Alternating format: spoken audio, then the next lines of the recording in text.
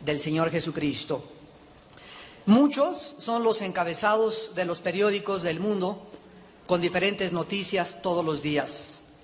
Y estas noticias, la mayor parte de las veces, nos sorprenden, nos atemorizan, pero la noticia más importante, significativa y sensacional que jamás podamos algún día escuchar o leer es que Jesucristo vuelve otra vez a este planeta. Este será también el hecho más importante de la historia y todos los seres humanos debemos de vivir a la luz de esta verdad. Ninguna fuerza del universo podrá impedir este maravilloso acontecimiento, el cual transformará radicalmente la ecología del planeta Tierra, transformará la historia, la vida, y en esta mañana la conferencia puede también tener el poder de cambiar tu manera de pensar y tu propio destino eterno. La Biblia menciona el nuevo nacimiento 9 veces.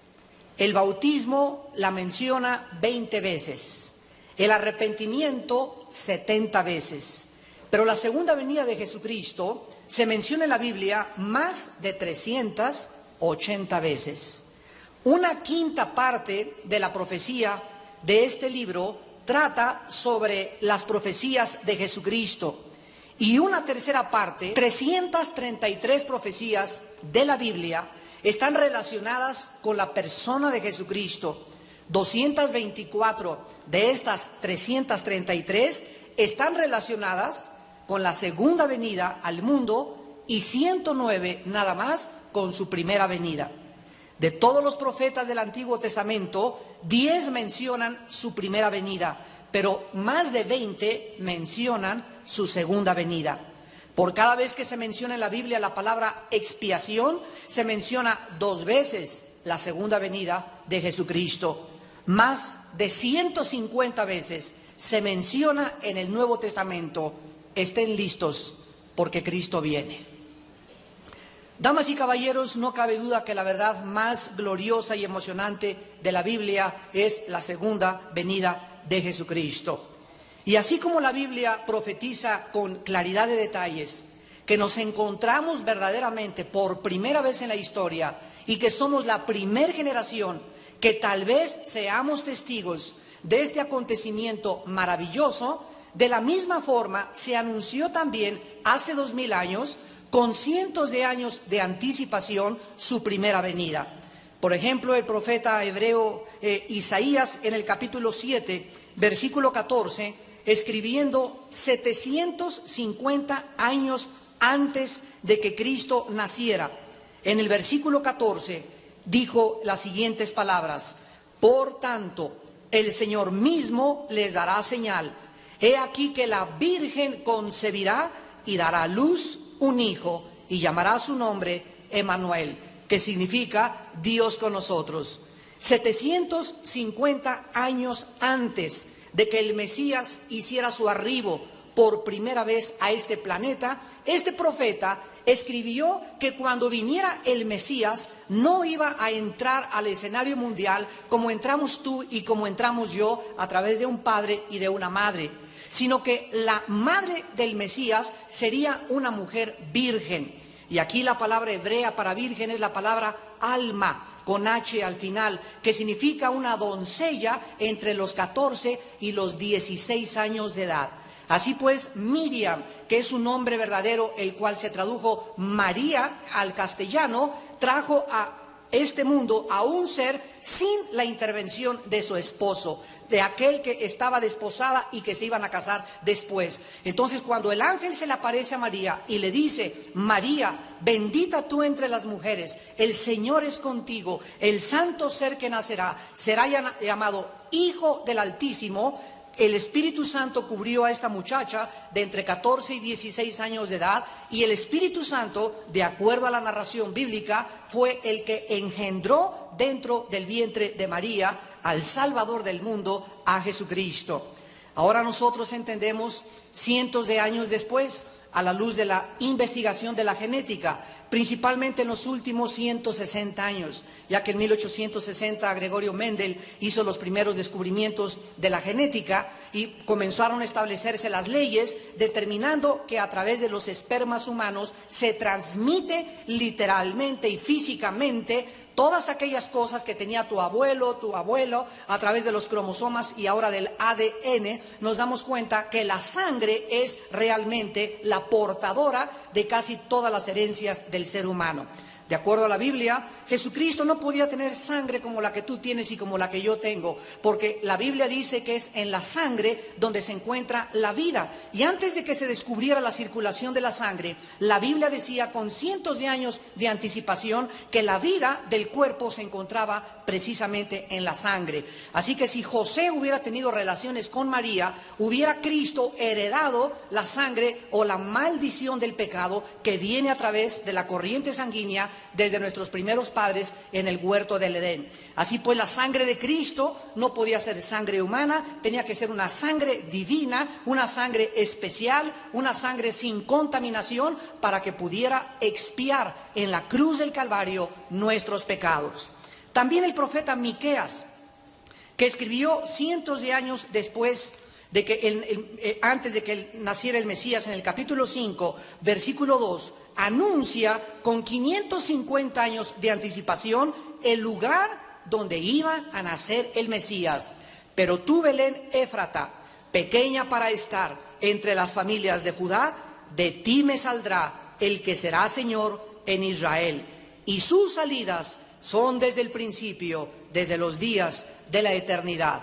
La Biblia no solamente anunciaba dónde iba a nacer, quién iba a ser su madre, y podríamos continuar diciendo cómo iba a crecer, en qué aldea iba a crecer, cómo iba a ser su ministerio, cómo iba a ser muerto, la razón de su muerte y además su segunda venida después de 2000 años de historia en la que nos encontramos actualmente en nuestros tiempos. Ahora bien, todo mundo hubiera pensado que con tantos detalles la gente que vivió en los tiempos de Cristo lo hubieran reconocido. Pero la Biblia nos dice en Juan 1, versículo 10 y 11, que cuando vino al mundo, los suyos no le recibieron. Los suyos no le reconocieron. Esto es el pueblo judío, la nación que Dios había escogido para que ellos fueran la portadora de la luz, para que a través de ellos viniera el Mesías, para que a través de ellos tuviéramos la Biblia que tenemos en esta mañana. Este pueblo que Dios escogió no lo reconoció. Y con todos los detalles que estaban escritos, le rechazaron, le crucificaron, le pusieron en una cruz y le exhibieron públicamente como un vulgar criminal en medio de dos ladrones. Ahora bien, la Biblia nos muestra claramente, y los que tengan su Biblia en esta mañana, la pueden abrir en Mateo capítulo 24, donde vamos a encontrar que va a suceder lo mismo que sucedió hace 2000 años. Cristo está pronto a venir al mundo. La Biblia nos muestra claramente que hay dos errores en cuanto a la venida de Jesucristo. Y el primer error o el primer peligro es establecer una fecha, un día, una hora o un año. Dice Mateo 24, versículo 36, el mismo Señor Jesucristo: pero del día y la hora nadie sabe, ni aun los ángeles de los cielos, sino solo mi Padre. Versículo 42, velad pues, porque no sabéis a qué hora ha de venir vuestro Señor. Versículo 44, por tanto también ustedes estén preparados, porque el Hijo del Hombre vendrá a la hora que no pensáis. Así pues, cuando ustedes lean en el periódico, en alguna revista, que una persona dijo que viene en el 2001 o que antes de acabarse el siglo va a venir Jesucristo, son falsas profecías. Nadie puede establecer una fecha, porque el Señor Jesucristo lo dijo, que nos cuidáramos de que oyéramos que alguien dice que en tal día o en tal año viene Jesucristo. Pero aún cuando no sabemos el día ni la hora, la Biblia nos muestra, y el mismo Señor Jesucristo a continuación les voy a exponer, que Él dijo que cuando ciertas señales se conjugaran, cuando hubiera ciertas circunstancias en el mundo que vivimos, Así como cuando las nubes en el cielo se juntan y sabemos no a qué hora ni a qué minuto caerá la tormenta, pero el cielo está borrascado, por lo que implica que va a llover, cuando viéramos estas señales, podríamos comenzar a levantar nuestras cabezas y a gozarnos y a alegrarnos, porque pronto su venida estaría a la puerta. ¿Qué señales dio Jesucristo de que Él se acercaría al mundo? Mateo 24, versículos del 4 al 8. Respondiendo Jesús a los discípulos, les dijo en primer lugar: miren que nadie los engañe, porque vendrán muchos en mi nombre diciendo: yo soy el ungido, o yo soy el Mesías, o yo soy el Cristo, y a muchos engañarán. Es curioso que desde hace 2 siglos, o sea, a finales de 1800, más o menos 1885 al 95, surgieron 2 de los movimientos sectarios más grandes de toda la historia. Había un hombre en Estados Unidos llamado José Smith, y dijo que se le apareció un ángel llamado Moroni, y este ángel le dijo: José, dile a tu esposita que desde mañana ella no es la única, sino que vas a tener otras 9 junto con ella. Así que este hombre le dijo a su esposa, ¿verdad? Oye, fíjate que se me apareció un ángel y me dijo que tú no eres la única, que tengo que buscarme más. Entonces este ángel, llamado Moroni, fue el que inició, de acuerdo a José Smith, un gran movimiento llamado los mormones. Después el ángel le dijo a José Smith que fuera a cierto lugar, que sacara 2 piedras, el Urim y el Tumim, y que las tradujera porque estaban escritas en egipcio cuneiforme. A la traducción de estas 2 piedras surgió lo que se llama actualmente el libro del Mormón. Más tarde surgió otro libro llamado Doctrinas y Convenios, y después otro llamado La Perla de Gran Precio, donde fueron colocados con la misma autoridad que la palabra de Dios. Los mormones enseñan que nosotros somos dioses, que vamos a ser dioses y que Jesucristo no es Dios. Este movimiento ha engañado a miles de personas, y este movimiento surgió precisamente por un hombre que dijo que él era el que tenía la revelación y que él era el que podía realmente darle a la humanidad la salvación. Después surgió otro hombre llamado Charles Russell, el cual originó otro movimiento llamado los Testigos de Jehová. Ellos anunciaron que en 1914 vendría el Mesías. Vino en 1914 y no vino el Mesías, no se acabaron el mundo, no se acabaron los gobiernos, y de acuerdo a la Biblia, este movimiento es un falso profeta, porque la Biblia nos muestra claramente que cuando una persona anuncie algo y no se cumpla, está clasificado como un falso profeta. Bueno, pasó 1914 y llegamos nosotros a otros movimientos como el de Adolfo Hitler. Mucha gente diría: bueno, pero Adolfo Hitler no fue un líder religioso. Te equivocas. El nazismo ha sido una de las religiones más nocivas y engañadoras del mundo. Es increíble que este hombre se haya parado ante más de 85 millones de alemanes. Y no estamos hablando de totonacos o de aztecas o de mayas o de gente inculta. Estamos hablando de 90 millones de personas profesionistas, cultas y preparadas. Y el mensaje de este hombre fue el siguiente: el tercer Reich o el tercer imperio va a durar 1000 años. Bueno, yo escucho a una persona que me dice que él va a durar 1000 años y que su gobierno va a durar 1000 años, e inmediatamente yo ahora, 50 años después de la Segunda Guerra Mundial, pienso: ese hombre está loco o tiene un problema mental. Sin embargo, nadie en esa época lo clasificó como un loco, lo creyeron. Este hombre engañó al mundo y él dijo que él era el Salvador. Él dijo que él era el que vendría a traer al mundo una nueva raza aria, por lo cual los judíos deberían de ser exterminados. Y así pasamos más adelante, después de la Segunda Guerra Mundial, y llegamos a otro movimiento llamado la cienciología, o la famosa Dianética. Fue fundada por un hombre llamado Ron Hubbard, que fue un inglés y que dijo que él traía la salud para la mente. Este hombre, antes de morir, fue buscado por 5 países por fraude y evasión de impuestos, y lo encontraron muerto entre las aguas intercontinentales cerca de Inglaterra y Canadá, con 17 muchachas a su alrededor.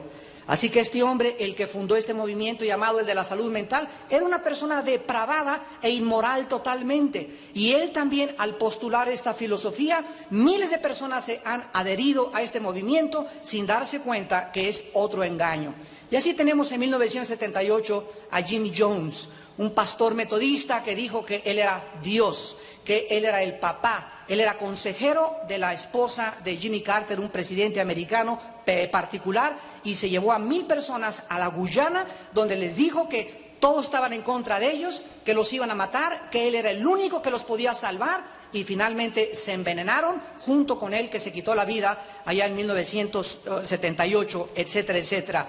Anoche estábamos mi esposa y yo viendo la televisión, y cuando estaba viendo la entrevista de estas 3 muchachas del famoso clan Trevi Andrade, que acaban ahorita de sacar de la cárcel de Chihuahua, me sorprendió anoche en el noticiero de los hechos que estas muchachas dijeran lo siguiente de este señor Andrade.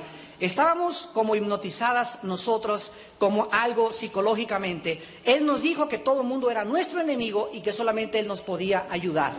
Y así como nosotros vemos pequeños grupos como este, donde el líder, de una forma diabólica, subyuga, controla la mente de las personas a través de la coerción, de la intimidación y a través del temor, que es el arma más grande de Satanás, seguirán surgiendo personas que digan que son el Mesías. Me dio mucho gusto saber que estas muchachas, allá en Chihuahua, en la cárcel, recibieron a Jesucristo, están leyendo la Biblia y están dispuestas a dar su testimonio de cómo Cristo cambió sus vidas. Y tenemos así cientos de personas como los gurús. Todos los gurús, sin ninguna excepción, todos dicen que ellos son Dios. Dicen que ellos son Mesías, ellos le llaman avatares en el idioma de la India. Ellos dicen que tenemos un tercer ojo, que nos concentremos en la divinidad y que seremos dioses. El Dalai Lama le dijo al Papa hace 4 años en el Vaticano que él era Dios. Cristo nos dijo que antes de que él viniera, muchos iban a nombrarse salvadores. Yo tengo la panacea para la humanidad, yo tengo el movimiento, Carlos Marx fue otro, Hitler fue otro en el área de la política. No hay absolutamente ninguna medicina para el ser humano más que la sangre derramada de Jesucristo. La Biblia nos muestra que solamente hay un Salvador, no hay 2, no hay 3. Hay una sola persona a la que le debemos orar, hay un solo intercesor, hay un solo mediador entre Dios y los hombres. No hay 2, no hay 3, es uno, Jesucristo, el Hijo de Dios. Hechos 4:12, 1 Timoteo 2, 5 al 7. Ahora bien, Jesucristo continúa diciéndonos en el versículo 6 que habría guerras y rumores de guerras, pero que no nos turbemos, porque es necesario que esto acontezca, pero aún no es el fin. 1914, por primera vez, de cerca de 6.000 años de historia humana, surge la Primera Guerra Mundial. 1945 termina la Segunda Guerra Mundial. 1952, Guerra de Camboya. 1960, los 70 casi Guerra de Vietnam. En los Balcanes, palestinos contra judíos. Y ahora el mundo entero ya no es sorprendido cuando diario algún periódico dice: guerra en Panamá, guerra en tal lugar, guerra aquí. Dijo Cristo, van a oír de guerras y rumores de guerras. Damas y caballeros, lo que más nos sorprende es lo siguiente. ¿Saben ustedes que con los muertos de la Primera y la Segunda Guerra Mundial, y si les agregamos los muertos de la Guerra de Vietnam, que fueron cerca de 75.000 almas, no ha habido más muertes en este siglo que las producidas a través de los abortos? ¿Qué les estoy diciendo? Que hay más muertes, hemos matado más niños antes de nacer en el vientre que los que hemos matado en 2 guerras mundiales y media. El siglo XX va a terminar y el siglo XX está orgulloso ante el mundo de que fue el siglo donde se alcanzó la más grande tecnología, y es verdad. El siglo XX está ensoberbecido que fue el siglo donde los avances científicos más grandes de la historia fueron logrados. Esto es verdad. Pero a pesar de estos avances tecnológicos y descubrimientos científicos, es el siglo donde más sangre humana se ha derramado. Es el siglo donde más inmoralidad hemos visto desde Sodoma y desde Gomorra. Hemos llegado a un grado tal donde Dinamarca, Holanda y Alemania en Europa han legalizado el matrimonio entre homosexuales y lesbianas. Hace una semana, un partido político mexicano acaba de postular a la Cámara de Legisladores que también en México se acepte como algo solidario, para que dos hombres del mismo sexo puedan tener relaciones y casarse e inclusive adoptar niños. ¿Saben ustedes a dónde estamos llegando? Estamos llegando a un momento donde algún tiempo les comenté lo que les pasa a las ranas. Si tú tomas una rana y la metes a una olla de agua fría y después esa olla la pones en la estufa y la comienzas a calentar, la rana, en lugar de brincar cuando sienta que el agua está hirviendo, se adapta su sangre a la temperatura de la olla y ahí se muere hervida sin saltar. Y así nosotros estamos cada día adaptándonos a la nueva moral. Ahora, lo que era inmoral se le llama un nuevo estilo de vida. Muchas personas han llegado al grado de atreverse a aseverar que el homosexual es una persona que nace y que merece tener otro estilo de vida. Damas y caballeros, esta es la mentira más grande de este siglo. Si un homosexual naciera, la Biblia no diría: los homosexuales no heredarán el reino de Dios, ni las lesbianas, ni los que se echan con varones, ni los afeminados. 1 Corintios capítulo 6, Romanos capítulo 1, la Biblia condena más de 25 veces el que un hombre tenga relaciones con otro hombre y una mujer con otra mujer, porque es antinatural. Dios creó al hombre con aparatos reproductores masculinos y a la mujer con aparatos reproductores femeninos para que los dos se juntaran, un hombre y una mujer. Y cuando Dios creó a Adán, no le trajo a Pepito ni a Jorge, le trajo a una mujer llamada Eva, para que los dos de dos sexos diferentes unieran y colaborásemos con Dios en traer seres humanos a este mundo. Dios no creó los órganos reproductivos masculinos para que los usáramos con otro hombre, ¿verdad? Esto es la peor cosa antinatural que la Biblia pueda mencionar. Y esta fue la razón, damas y caballeros, por la cual 4 imperios cayeron y 2 ciudades llamadas Sodoma y Gomorra. Los babilonios, los medos persas, los griegos y los romanos llegaron a depravarse y a creer que era normal acostarse hombres con hombres y tener amantes. Los mismos filósofos griegos tuvieron amantes hombres, y por eso la Biblia dice que Dios castigó al mundo en la historia, porque Dios no puede permitir la inmoralidad. Y ahorita es lo más normal. Hemos llegado a ser tan vulgares, hay un idioma tan vulgar ya en la televisión, en las revistas, en el radio, que la gente se está acostumbrando, y es normal que una muchacha se acueste con su novio, y si no se acuesta es una religiosa. Ya le dicen Sor Juana Inés de la Cruz y no lo hace. Es normal ya que un muchacho se acueste con su novia, es normal que ya no lleguen vírgenes. Hace 25 años era anormal, pero ya es normal en la sociedad que venimos. Jesucristo dijo: cuídense, porque esto es otra de las señales de que el mundo ha llegado a su fin. Lo único que puede sostener a una sociedad no es la economía, no es la educación, ni mejores escuelas, ni mejores salarios. Lo que sostiene a una nación es la moral. Y cuando la moral sucumbe, es la fuerza cohesiva que puede permanecer y que puede hacer que una nación sea fuerte. ¿Por qué? Porque una nación está formada por familias. Y cuando la familia se desintegra, y se desintegra por la inmoralidad, esa nación no tiene ningún futuro. Napoleón Bonaparte, cuando fue coronado rey de Francia, dijo esto desde el Palacio de los Elíseos a los franceses: denme ustedes de Francia grandes familias, y yo haré de Francia la nación número 1 de Europa. Él sabía de alguna forma que lo que forma la fuerza de una nación es la familia, y la familia en México está siendo amenazada. En tercer lugar, Jesucristo dijo que se van a levantar nación contra nación, reino contra reino, y habrá pestes, hambres y terremotos en diferentes lugares. Después de los 60 surge la peste del siglo. A pesar de que en 1929 Alejandro Fleming, un científico inglés, descubre a través del moho la penicilina, el bacilo de la penicilina, y a pesar de las grandes maravillas de la medicina que tenemos, nadie ha podido hacer nada contra la peste más grande de toda la historia, que se llama el SIDA. La peste bubónica en la Edad Media no ha matado ni fue tan peligrosa como el SIDA. Porque el SIDA es peligroso ya que no se puede encontrar una vacuna contra ello, porque no se puede aislar este microvirus en la intemperie, porque inmediatamente se muere. Entonces nosotros nos damos cuenta que surge precisamente ¿de dónde? Del mundo homosexual. Dios desde el cielo nos manda mensajes a la tierra y nos dice: no cometerás inmoralidad, ustedes deben ser santos porque yo soy un Dios que soy santo. No tenemos que ir con la corriente del mundo, tenemos que entender que existe un modo de vida diferente, una esfera diferente para vivir, una esfera de paz, una esfera de luz, una esfera de propósito, de sentido y de significado en la vida. Y todas las cosas que el mundo está atravesando a nuestro alrededor no son sino corrientes magnéticas que nos quieren jalar para que nosotros realmente acabemos aceptando que es una forma normal de vivir. El SIDA ha sido la peste más grande de nuestro siglo y después tenemos hambres y terremotos. ¿Sabían ustedes que desde 1976 el mundo no ha experimentado la secuencia y la frecuencia de los terremotos que han existido casi desde el siglo pasado? Antes del siglo pasado, desde el terremoto de San Francisco por 1910, antes han habido 1, 2, 3 muy grandes aislados.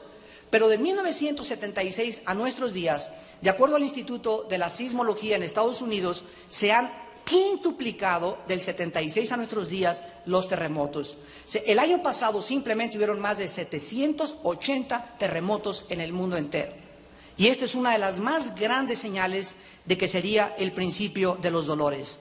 Y Cristo dice en Mateo 24, finalmente, que la señal más grande de su venida, el versículo 37, la compara con los días de Noé. Más como en los días de Noé, es Cristo hablando, así será la venida del Hijo del Hombre. Porque como en los días antes del diluvio, estaban comiendo y bebiendo, casándose y dando en casamiento, hasta el día en que Noé entró en el arca y no entendieron. Esta es la frase clave. No entendieron hasta que vino el diluvio y se los llevó a todos. Así será también la venida del Hijo del Hombre. Cristo compara una generación del pasado y no compara el siglo pasado, ni los tiempos de Roma, ni de los griegos, ni de los babilonios. Cristo regresa a la historia, a Génesis capítulo 6 en la Biblia, donde hubo un diluvio universal y del cual da testimonio la paleontología y la arqueología moderna. La ciencia nos comprueba y da evidencia de que la Biblia y las catástrofes de la Biblia y los juicios de Dios de la Biblia han sido testificados por la paleontología y la arqueología moderna. El mundo está de acuerdo que el mundo estuvo sepultado alguna vez en el pasado en el agua. En la mera punta del Popo, en los montes Ararat, en las más grandes montañas del mundo, han encontrado yacimientos coralíferos. Y todo esto nos habla, ¿verdad?, de que algún día el mundo estuvo sepultado bajo el agua. En aquella época de Noé, Cristo es interesante lo que dice. En aquel día la gente comía, bebía y se casaba, hasta que vino el diluvio. O sea, que cuando Jesucristo venga a nuestra época, la gente va a estar ocupada en comer, en beber y en casarse. Y la pregunta es, ¿hay algo de malo en esto? ¿Que es pecado comer y beber y casarse? No, de ninguna manera. ¿Qué es lo que Cristo está queriéndonos dar a entender? Dice el versículo 39, no entendieron. O sea, Dios quiere que nosotros comamos y bebamos y nos casemos y hagamos negocio y siempre estemos recordando que Él es la razón de nuestra existencia. En los tiempos de Noé la gente perdió la noción del temor de Dios, no entendieron. ¿Qué cosa no entendieron? Que no solo de pan vive el hombre. No entendieron que nosotros no podemos vivir sin Dios, que no podemos ser padres sin Dios, no podemos ser gobernantes sin Dios, no podemos ser presidente de la República sin tener la Biblia en la mano, como la usó George Washington y Abraham Lincoln. No podemos dirigir una nación, no podemos dirigir un negocio si no es Cristo el centro de nuestra vida. Si no es Cristo el centro de nuestra vida, todo alrededor es vanidad de vanidades. Carece de sentido y de propósito para vivir. Tú puedes llegar a ser el atleta más destacado, la Miss Mundo o el Mister México, el Premio Nobel de Literatura, la diputada más famosa, el senador más famoso, el presidente de la República, y si no está Cristo en el centro de tu vida, todo carece de propósito y de significado. ¿Por qué? Porque no fuimos creados para encontrar en este mundo la satisfacción interior. Como decía Agustín de Hipona, el teólogo católico, fuimos creados para Dios. Y fuera de Dios, mi alma está vacía, mi alma tiene sed de Dios, del Dios vivo. Dios creó un vacío deliberado en nuestros corazones, para que este vacío no fuera llenado ni con el dinero, ni con el sexo, ni con el poder, ni con la fama, ni con la popularidad, y menos con bienes materiales. fue creado para que fuera llenado por Jesús, el Hijo de Dios. Y esta es la razón por la cual tú has alcanzado muchas cosas en la vida. Ustedes que también nos ven allá por la televisión y se siguen sintiendo tan vacíos y tan frustrados, porque fuimos creados para Dios. Cristo dijo que cuando Él venga, la gente vivirá normalmente sin tomarlo en cuenta a Él.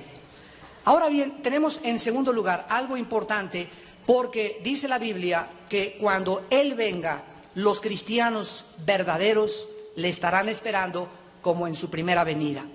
¿Por qué va a regresar Cristo? Porque los cristianos le esperan ansiosamente. Dice Hebreos 9:28, así también Cristo fue ofrecido una sola vez para llevar los pecados de muchos y aparecerá por segunda vez sin relación con el pecado para salvar a los que le esperan.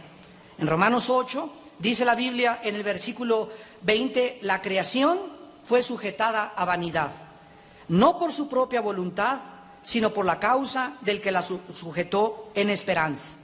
Porque el anhelo ardiente de la creación, versículo 19, es el aguardar la manifestación de los hijos de Dios.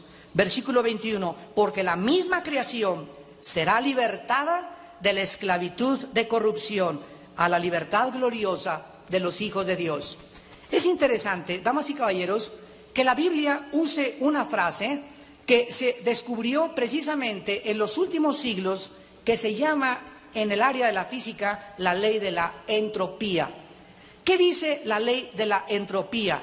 Nos muestra que todas las cosas tienden al decaimiento, a la descomposición, a la oxidación y a la misma muerte.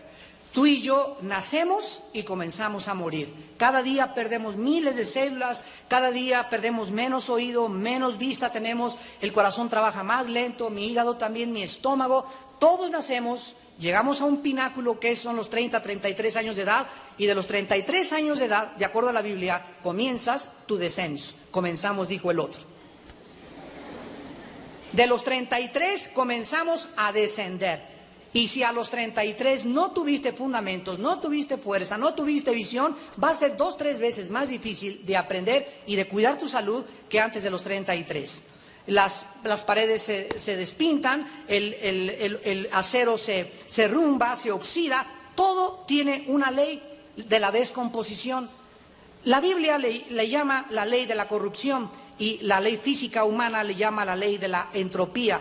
Sin embargo, la Biblia nos muestra con cientos de años de anticipación, como por ejemplo en el Salmo 102, versículo 25 en adelante, de qué forma Dios hace 2000 años enunció este principio de la entropía, cuando el rey escribe, desde el principio fundaste la tierra, los cielos son obra de tus manos, ellos perecerán, mas tú permanecerás. Todos ellos como una vestidura se envejecerán, como un vestido los mudarás y serán mudados, pero tú eres el mismo y tus años no se acabarán. Esto fue escrito hace 3000 años. Y actualmente la ley de la física nos muestra que el universo está en expansión y que el mismo Sol pierde millones de toneladas masa por segundo. Así pues, la Biblia nos muestra que la razón por la cual Cristo viene es para terminar con esta ley de la entropía, donde ya nuestros cuerpos serán totalmente nuevos. Ya no vamos a llorar, ya no vamos a tener cáncer, ya no vamos a envejecer, las flores no van a tener espinas, los leones y las fieras feroces del campo y de la jungla no morderán, las víboras carecerán de veneno, todo será transformado. Porque ahorita, de acuerdo a la Biblia, nuestro planeta en el que vivimos está controlado por un ángel caído llamado Satanás. Y Satanás tiene cautivadas las mentes de la mayor parte de los seres humanos de este planeta. Este planeta es el centro entre dos guerras del bien y del mal, de acuerdo a la Biblia. Y nosotros estamos en el campo de batalla, los seres humanos, y tenemos nosotros, los seres humanos, que escoger en esta corta vida que Dios nos ha dado, sobre qué bando nos vamos a ir, Toluca o Morelia. Damas y caballeros, la Biblia hace 2750 años, a través del profeta Isaías, en el capítulo 11 de su libro, versículo 6 en adelante, nos escribe estas palabras: morará el lobo con el cordero, el leopardo con el cabrito se acostará, el becerro y el león y la bestia doméstica andarán juntos, y un niño los pastoreará. La vaca y la osa pasarán, sus crías se echarán juntas, y el león, como el buey, comerá paja. El niño de pecho jugará sobre la cueva del áspid, y el recién destetado extenderá su mano sobre la caverna de la víbora.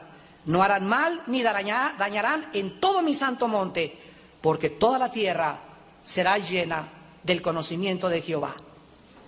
La Biblia nos muestra que viene este tiempo al mundo en que vivimos. Nosotros, damas y caballeros, no tenemos como destino final este mundo. Todos nosotros vamos de paso nada más. Somos como viajeros, como peregrinos en esta vida, y por eso no vamos a encontrar en esta vida la satisfacción total. Fuimos creados para Dios. Dios puso en nosotros, dijo Salomón en su libro Eclesiastés, la eternidad. Y por eso cuando el ser humano no conoce la Biblia, ¿qué hace? Pues va a consultar al astrólogo, a Walter Mercado, o va con la bruja, o van al Teposteco, o van a Catemaco, Veracruz, a que les hagan limpias, o quieren meterse en sesiones espiritistas para tener contacto con los espíritus, o te conviertes en gurú y te vas a la India, o te haces budista, porque dentro de nosotros existe la eternidad. Ahora que fue el 12 de diciembre, vimos como millones de personas desfilaban por la villa aquí en México. Yo le decía a mi esposa, mira nada más cuánta hambre hay de Dios. Miles de personas no entienden muy bien qué está pasando ni cuál es la situación, pero algo los atrae, algo que vaya mucho más de esta realidad, porque fuimos creados para la eternidad. Así que tú vas a vivir eternamente y yo también. La diferencia está en que hay dos lugares para la eternidad. Uno es el cielo y otro es el infierno. El alma humana es indestructible, ya sea en el infierno o ya sea en el cielo, pasaremos el resto de nuestra eternidad. Y en tercer lugar, Cristo viene al mundo porque la justicia lo demanda legalmente. Todos los gobernantes, todos los jueces, todos los diputados, todos los senadores, todos los presidentes municipales, todos los jefes de la policía, todas las personas, de acuerdo a la Biblia, que ocuparon y recibieron un cargo de autoridad sobre alguien o sobre algo, van a ser juzgados a la venida del Señor Jesucristo. Nosotros vemos que muchos presidentes han sido arbitrarios con el pueblo. Otros gobernantes nos han robado y se han ido con el dinero y creemos que la justicia no los va a alcanzar. Otros han matado, asesinado. Otros han abandonado a su esposa y a sus hijos por irse con una muchacha y por irse con la amante sin importarles lo que sus hijos o su madre pudiera pensar. La Biblia dice, prepárate para encontrarte con tu Dios. Algún día Dios juzgará a los vivos y a los muertos. Dice Romanos capítulo 2, versículos del 4 al 11, o menosprecias las riquezas de su benignidad, paciencia y longanimidad, ignorando que su benignidad te guía al arrepentimiento. O sea, ¿por qué no te ha pasado nada ahorita? ¿Por qué sigues con tu amante ahorita y no te ha pasado nada y tienes salud? ¿Por qué estás transando en tu negocio y no te ha pasado nada y no te has metido a la cárcel? La Biblia dice que Dios es paciente contigo y conmigo. ¿Por qué no te ha pasado nada y ya tienes 10 años emborrachándote y probando la cocaína? ¿Por qué estás evadiendo impuestos y no ha habido ningún juicio de Dios? Al revés, mucha gente me dice, es que ahora tengo más dinero, Armando. Así es, pero no es porque Dios se haya olvidado. La Biblia dice que Dios es paciente para que con la bondad de Dios vengas y esta mañana que le escuchas te arrepientas de tus pecados. Dice el versículo 5, pero por tu dureza y por tu corazón no arrepentido, atesoras para ti mismo ira para el día de la ira y de la revelación del justo juicio de Dios, el cual pagará a cada uno conforme a sus obras. Vida eterna a los que, perseverando en bien hacer, buscan gloria y honra e inmortalidad, pero ira y enojo a los que son tercos y no obedecen a la verdad, sino que obedecen a la injusticia. Tribulación y angustia sobre todo ser humano que hace lo malo, el judío primeramente y también el griego, pero gloria y honra y paz a todo el que hace lo bueno, porque no hay acepción de personas delante de Dios. Hay un ser que dice la Biblia está sentado en un trono y es el legislador cósmico, moral del universo. Hay un Dios a quien no se le escapa absolutamente nada. Cuando Jesucristo vino al mundo dijo: cada palabra ociosa que los hombres hablen serán juzgados en el día del juicio.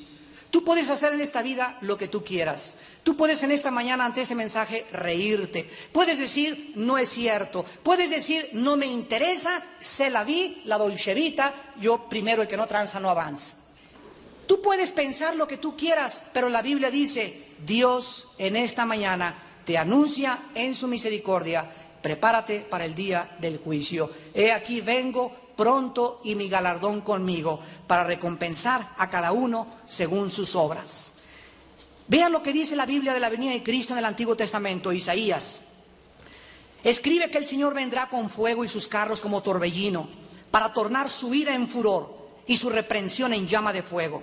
Jeremías dice que cuando el Señor venga a Jerusalén será convertida en el trono de su gloria y que todas las naciones estarán representadas en aquella reunión. Ezequiel nos habla de una Jerusalén que será restaurada, de un templo que será reconstruido y de una tierra que será cambiada ecológicamente. Daniel tiene visiones de la segunda venida de Cristo como juez y rey sobre la tierra. Oseas dice: en los últimos tiempos, cuando el rey regrese, Israel le aceptará como Señor y Rey. Joel describe a los ejércitos del mundo enfrentándose en el último día contra las huestes celestiales. Amós revela el nuevo trono de David, establecido otra vez en Jerusalén. Nahum nos dice que las montañas temblarán bajo los pies del Señor y que la misma tierra se abrazará ante la presencia del Hijo de Dios. Habacuc nos muestra al rey midiendo su nuevo reino cuando los mismos montes se humillarán ante su presencia. Ageo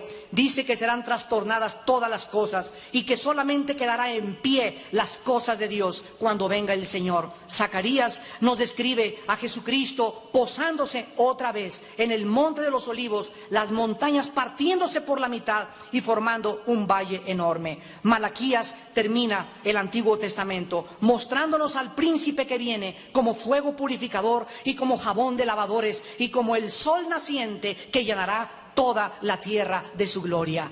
Y en el Nuevo Testamento los escritores, Mateo compara a Cristo con un novio que sale a recibir a la novia. Marcos lo compara a un hombre que salió a una tierra lejana para realizar ciertos negocios y dejó sus posesiones a sus siervos para que en su ausencia pudieran comerciar. Juan lo describe yéndose para preparar un lugar en la casa de su Padre a todos los que le esperan. Pablo lo describe viniendo con sus santos ángeles para condenar y juzgar a los que no quisieron obedecer al Evangelio. Pedro escribe que antes de que Jesucristo venga van a haber muchos burladores, ateos y personas agnósticas y escépticas diciendo: esto no es cierto, las cosas siempre han sido igual, siempre ha habido terremotos, siempre ha habido catástrofes, y nos exhorta a los creyentes a vivir en santidad. Y Santiago nos exhorta a los creyentes a esperar con paciencia su regreso y a afirmar nuestros corazones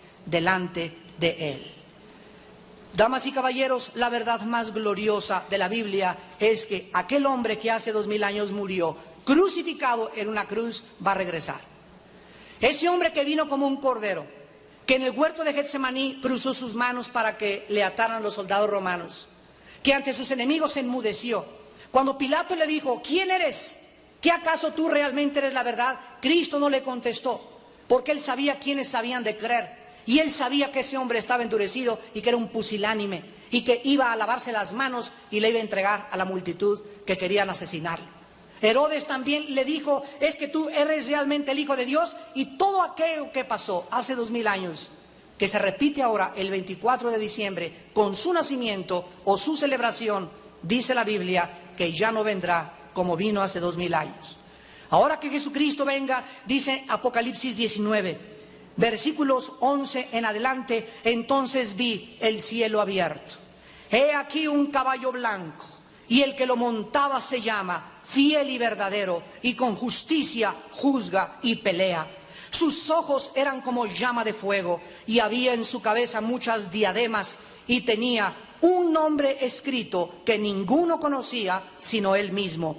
Estaba vestido de una ropa teñida en sangre y su nombre es el Verbo de Dios. Y los ejércitos celestiales, vestidos de lino finísimo, blanco y limpio, le seguían en caballos blancos. De su boca sale una espada aguda para herir con ella a las naciones, y él las regirá con vara de hierro. Y él pisa el lagar del vino del furor y de la ira del Dios Todopoderoso. Y en su vestidura y en su muslo tiene escrito este nombre: Rey de Reyes y Señor de Señores. Él viene. Él viene. Jesús viene otra vez. Jesucristo viene otra vez. Y no es coincidencia que en esta mañana tú hayas venido a escuchar esta conferencia. Dios, en su amor y en su misericordia, cientos de personas han orado por esta reunión.